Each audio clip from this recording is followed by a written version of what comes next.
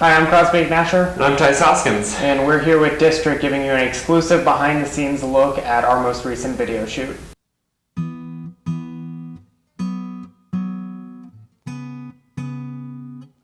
So this project came about when a friend of mine, Nick Lawrence, came to me saying he had these two friends who were in an acoustic duo called the Rosies, and they just got into Savannah Stopover, the very big music festival here in Savannah, and he asked if we could film them for the Stopover submission. He was doing audio and he needed someone with some cameras to kind of cover their performance. And Nick has worked with us before, so he knew our type of style, and when we do big productions, we try to do it with overkill.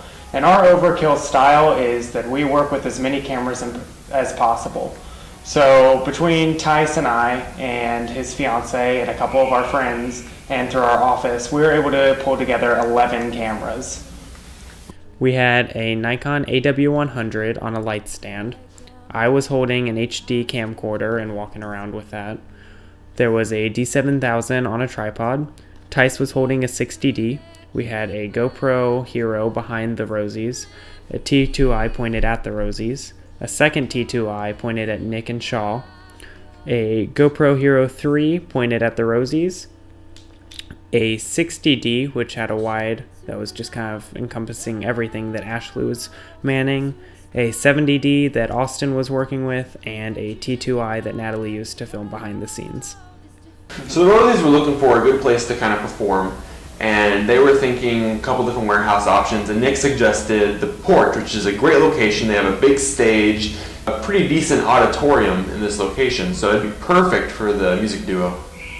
It took us about 45 minutes to set up, and then once we got there, we had Nick running head audio on his Tascam. We had Shaw doing audio on an H4. We had a 4-mic setup in total. We had Ashley running our main wide camera. I was checking on all 7 or so of the tripoded cameras.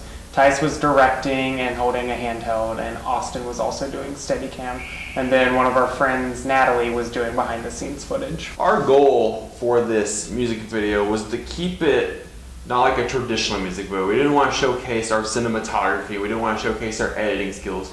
This was all about the music artists, and we want to showcase that they can perform live and they are talented, raw performers. So the best way to do that is we had one take for each song, and we just had to have as many cameras covering as many angles as possible, so that way if something went wrong, we would have multiple things to kind of fall back on. We're huge on this one-take method, and so with this one-take method, we were able to get through 4 songs with our 11 camera setup. We had a 5th song with an alternate lighting technique.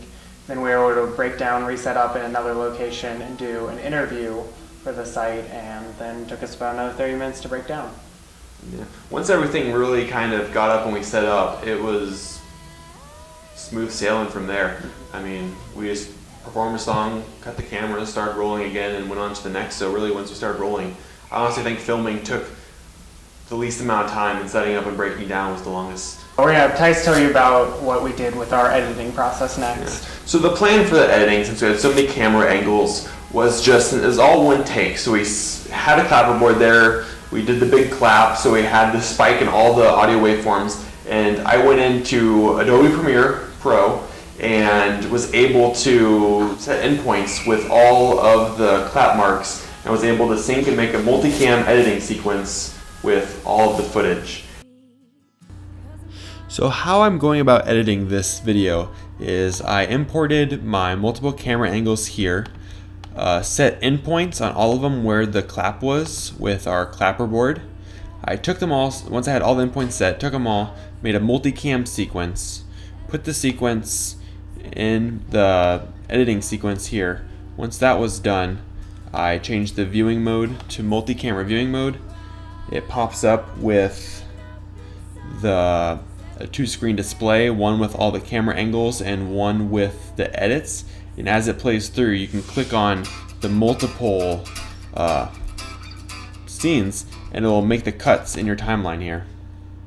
Thanks for watching. Be sure to check out the final product. Like us on Facebook. And find us on the web at scaddistrict.com. Thanks.